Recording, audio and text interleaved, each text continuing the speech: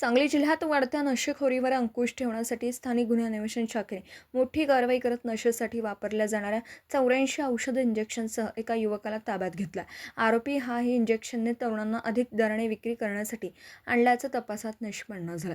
जिल्ह्यातील अंमली व नशायुक्त पदार्थांच्या विक्री व वितरणावर प्रभावी कारवाई करण्याच्या सूचना पोलीस अधीक्षक तुषार दोशी, अपर पोलीस अधीक्षक कल्पना बारावकर यांनी दिल्या होत्या।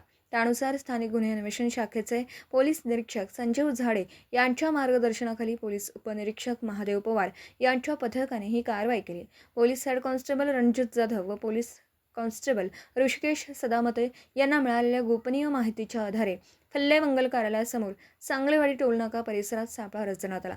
यावेळी एक संशयित युवक कापडे पिशवी घेऊन उभा असल्याचं निदर्शनास आलं। त्याला ताब्यात घेऊन चौकशी केली असता त्याने आपलं नाव राहुल सहदेव अडगळे, वय वर्ष 23, राहणार ज्योतिबा मंदिरामागे, समडोळी रोड, सांगलीवाडी, तालुका मिरज असं सांगितलं। पंचासमक्ष घेतलेल्या झडती दरम्यान आरोपीच्या ताब्यातील पिशवीत ट्रेमिमाइड, मेफेंटरमाइन औषधी द्रव्याच्या 84 इंजेक्शनच्या बाटल्या आढळून आल्या। या इंजेक्शनचा साठा अथवा विक्री करण्याचा कोणताही वैध परवाना आरोपीकडे नव्हता।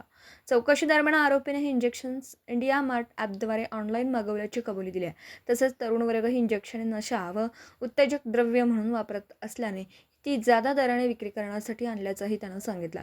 पोलीस उपनिरीक्षक महादेव पवार यांनी पंचनाम्याद्वारे इंजेक्शनचा साठा व मोबाईल फोन जप्त केला। या प्रकरणी सांगली शहर पोलीस ठाण्यात गुन्हा दाखल करण्यात आला असून पुढील तपास सुरू आहे।